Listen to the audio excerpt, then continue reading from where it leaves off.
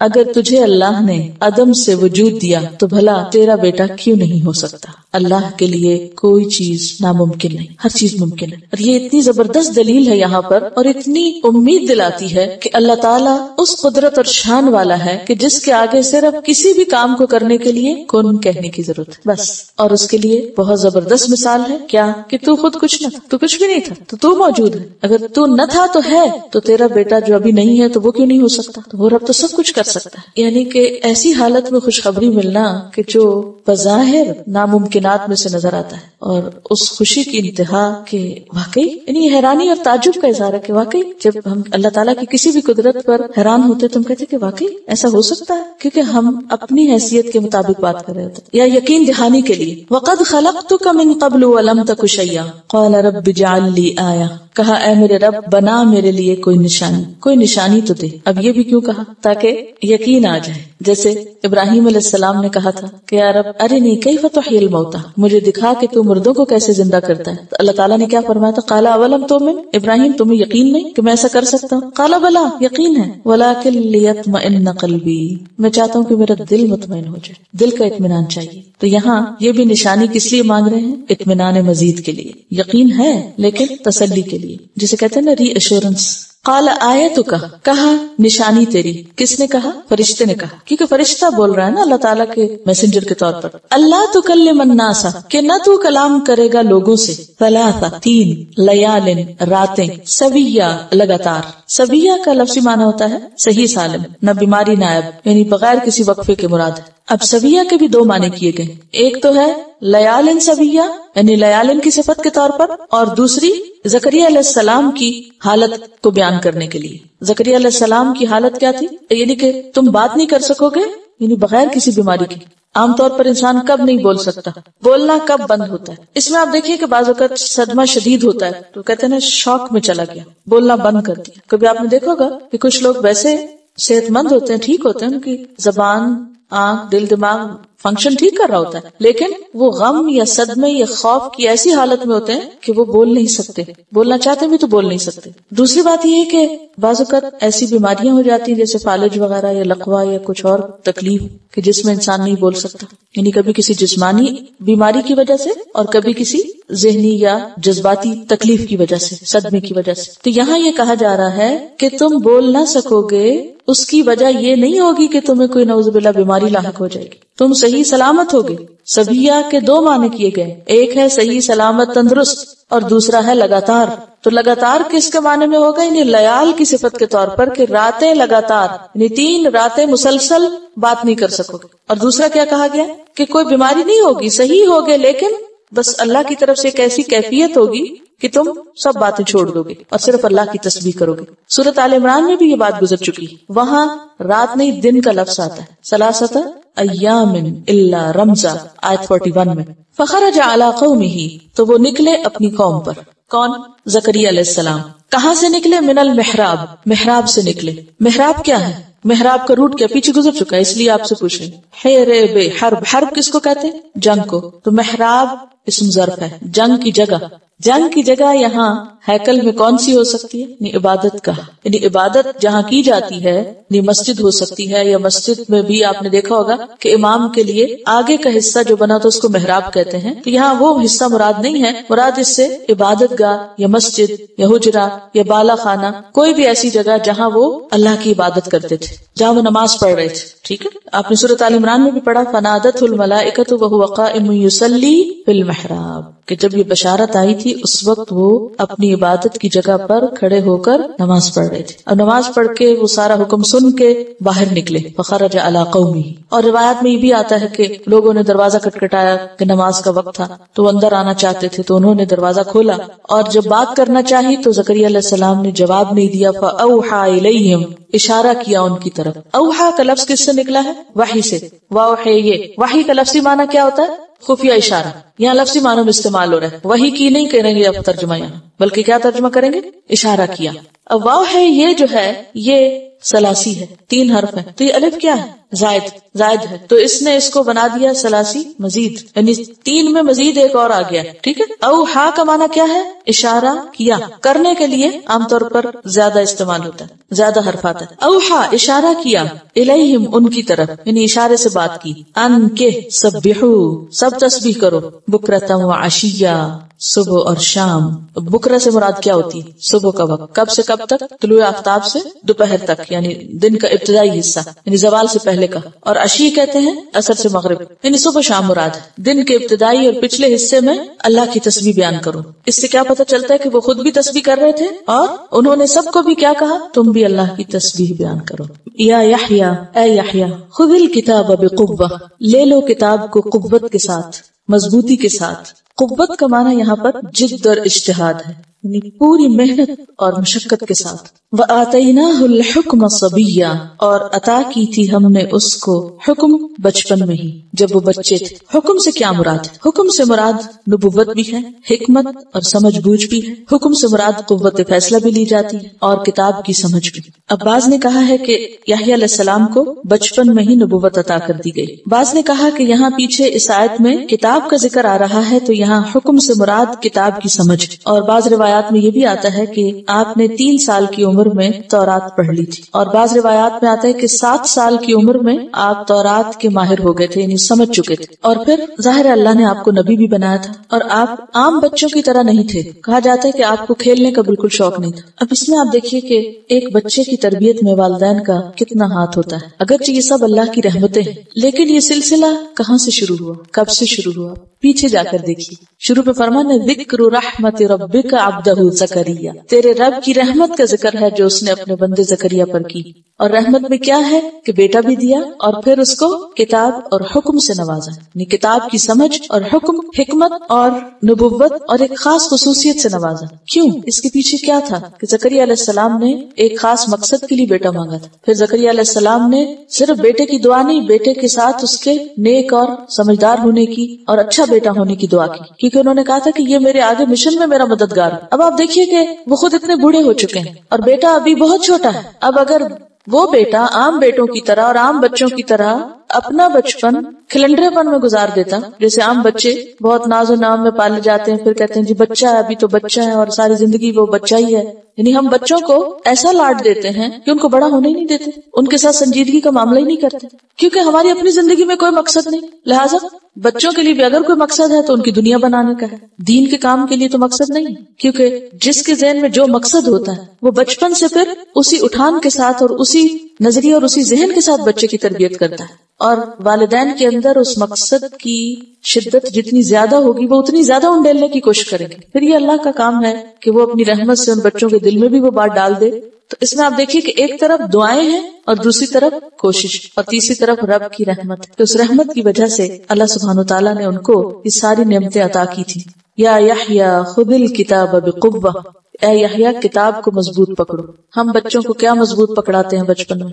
رنگ رنگ کے کھلونے، اتنے کھلونے کہ وہ ساری زندگی پھر کھلنڈرے پن کا شکار رہتا ہے. ہم محبت کا اظہار کس طرح کرتے ہیں بچوں کے ساتھ؟ کیا کیا خرید کے دیتے ہیں. اور پھر اگر کوئی سنجیدہ بات بچوں سے کریں بھی تو عموماً کیا کہتے ہیں؟ بچوں کا بچپن نہ چھینو، بچوں کا بچپنا رہنے دو. کہ تم بچپن میں ان کو اتنا سنجیدہ بنا دو گے، بچپن میں اتنی بڑی بڑی باتیں کر دو گے کہ تم ان کو بچہ ہی نہیں رہنے دے رہے. اور اسی لیے آپ دیکھتے ہیں کہ لوگ مختلف طرح سے بچوں کو پالتے ہیں. یا یحییٰ خذ الکتاب بقوہ وآتیناہ الحکم صبیا. اب یہ ہے کہ جو ہو چکا وہ تو ہو چکا، آئندہ نسلوں کو پکڑے، بچوں کے بچوں کو پکڑے اور ان پر محنت کریں، کیونکہ ہمارا وقت تو لا علمی میں یا غفلت میں گزر چکا. لیکن اب بھی اس کو کمپنسیٹ کرنے کا وقت ہے کہ جب تک انسان کو مہلت ملی ہے انسان اپنے وقت سے بہتر پلاننگ کے ساتھ فائدہ اٹھائے. وآتیناہ الحکم صبیا اور عطا کی تھی ہم نے اس کو حکمت، سمجھ بوجھ، فیصلے کی قوت، کتاب کی سمجھ، جبکہ وہ بچہ سا ہی تھا بچپن میں ہی. اور کیا عطا کیا ہم نے اس کو؟ وحنانن، حنان عطا کیا. حنان کہتے ہیں محبت اور سوز و گداز کو، نرم دلی کو.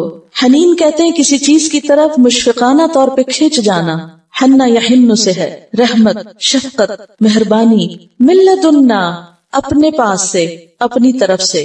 یحییٰ علیہ السلام کو اللہ تعالیٰ نے اپنے پاس سے خاص طور پر محبت اور سوز اور انسانوں پر شفقت اور مہربانی کا ایک وافر حصہ عطا کیا تھا. تو یہاں اللہ تعالیٰ نے ان کو ایک تو شروع عمر سے یہ سب کچھ دیا اور اس کے ساتھ یہ کہ دینے کا انداز بھی بہت خوبصورت دیا. وزکاتن اور زکات. زکات سے مراد یہاں ستھرائی، پاکیزگی اور تزکیہ نفس، یعنی یہ نہیں کہ صرف باہر کی محبت بلکہ اندر کی پاکیزگی بھی تھی. دل کے بھی اچھے تھے، اندر باہر سے اچھے تھے. کیونکہ اگر دل میں تڑپ نہیں ہو یا دل میں کسی کے لیے میل ہو اور بغض ہو، نفرت ہو، عداوت ہو، تو زبان سے اگر آپ محبت کا اظہار کریں تو وہ کیسے لگتا ہے؟ آپ سب انسان ہیں اور آپ بھی دل اور نظر رکھنے والے ہیں. لوگوں کے رویوں کو خوب اچھی طرح محسوس کر جاتے ہیں. آپ بچے محسوس کر لیتے ہیں. آپ نے دیکھا ہوگا کہ بعض اوقات بچے کو ایک اٹھائے تو دوڑ کے جاتا ہے، دوسرا اٹھائے تو رونے لگ جاتا ہے. کس چیز کا فرق ہوتا ہے؟ رویے کا فرق ہوتا ہے. یا وہ اندر سے جو کیفیات ہوتی ہیں وہ دوسرے کو کھینچتی یا ریپلس کرتی ہیں، دور ہٹاتی ہیں.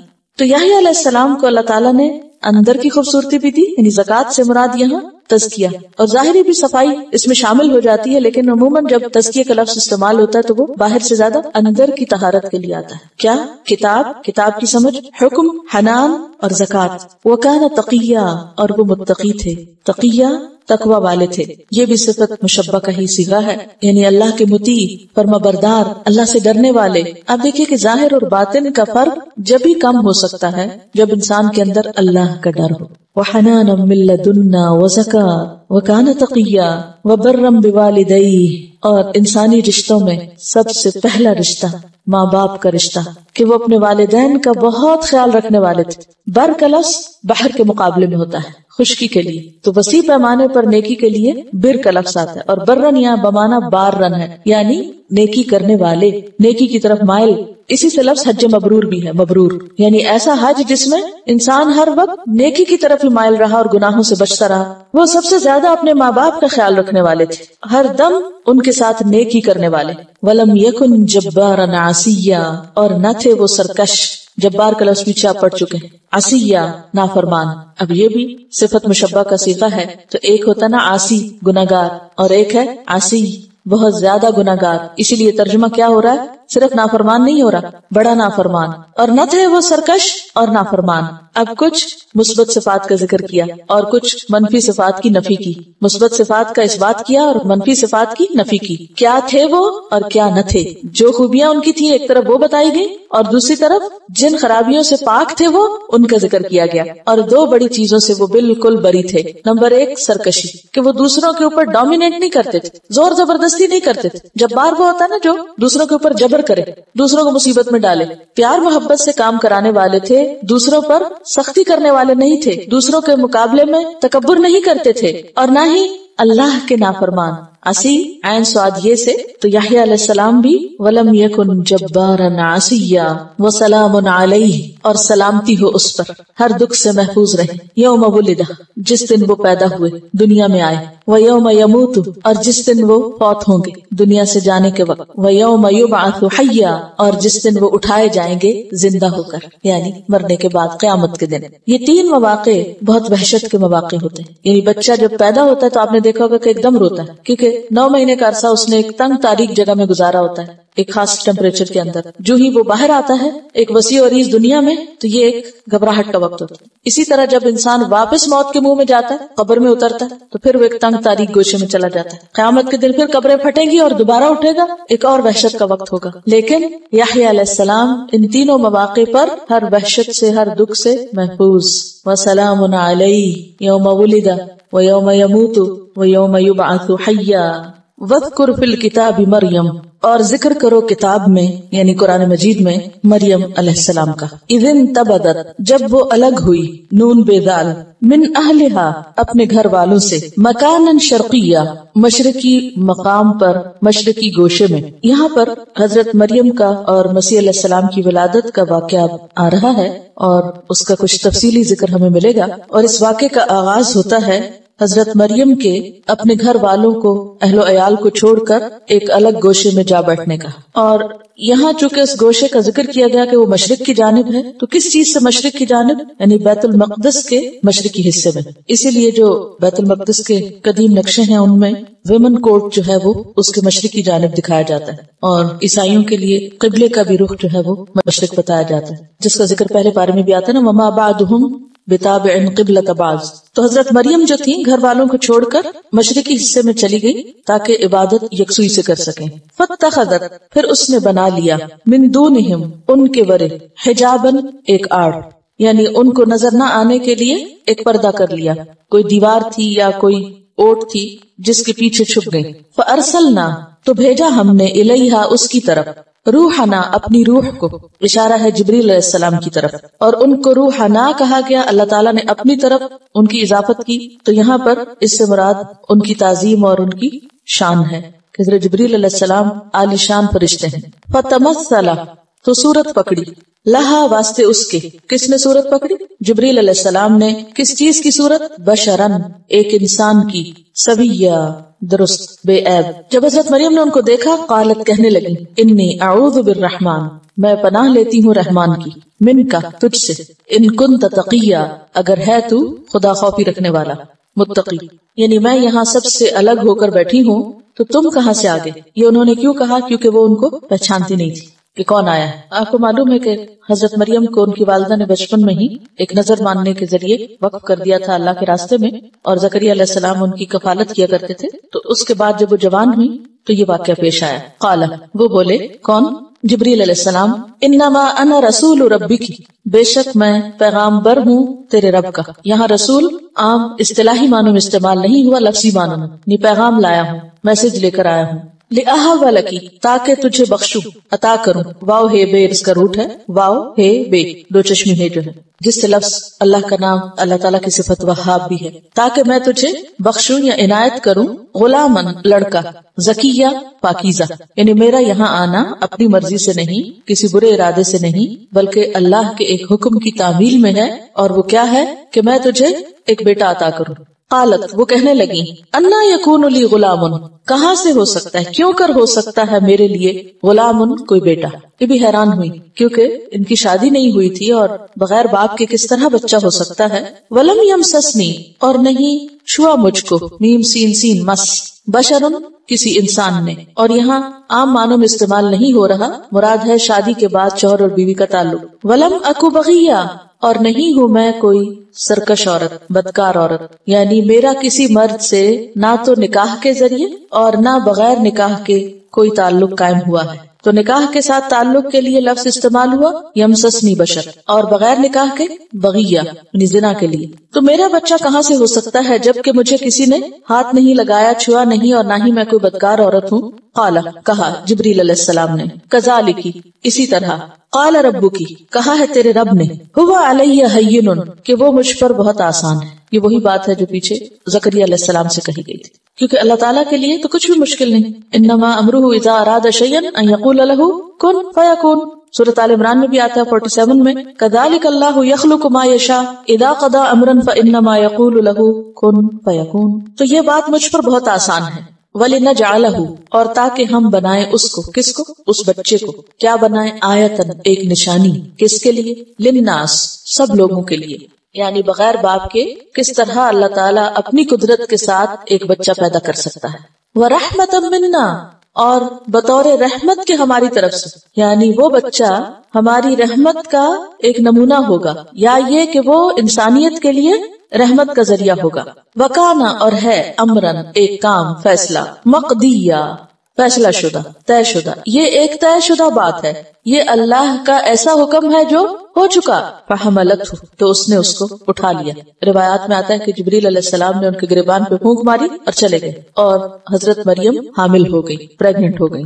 फंतबदत बिही, बस अलग हो गई उसके साथ, यानी उस हमल के साथ अलग चली गई। मकानन कसिया, दूर की जगह, यानी हैकल को छोड़ के, शहर को छोड़ के बाहर चली गई। कसिया का लफ्ज़ जो काफ स्वाद वाव से है, पीछे पढ़ चुके हैं मस्जिद अक्सा। तो कसिया दूर है, लेकिन अक्सा और भी दूर, यानी आबादी से दूर दराज मकाम पे चली गई। क्यों? इस डर से कि लोग क्या कहेंगे।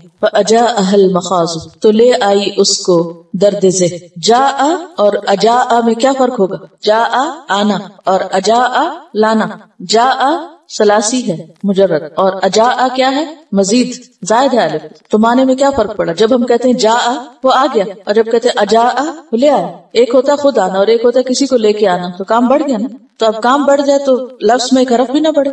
تو لے آیا اس کو درد ذہ الا طرف جذع النخلتی، جذع تنا، نخلہ کھجور کا درخت. جب ان کو درد ذہ ہوا تو وہ کھجور کے درخت کے پاس آ گئی تاکہ تنے کے ساتھ ٹیک لگائیں، سہارا لیں. قالت کہنے لگی، کون؟ مریم علیہ السلام، یا لیتنی اے کاش کہ میں. یا کیا ہے؟ حرف ندا. لیتا کیا ہے؟ نیا لفظ ہے آپ کے لیے. لیتا جو ہے یہ حرف مشبہ بالفعل ہے اور نی جو ہے یہ اسم ہے. یا لیتنی اے کاش کہ میں متو میں مر جاتی، ماتا یموت موت سے، متو میں مر جاتی، قبل ھذا اس سے پہلے. یہ انہوں نے کہا ایک تو اس تکلیف کی وجہ سے اور دوسرے آنے والے بچے کے تصور سے کہ اسے لے کے قوم کے پاس کیسے جاؤں گی، خوف سے. کاش کہ میں اس سے پہلے مر جاتی.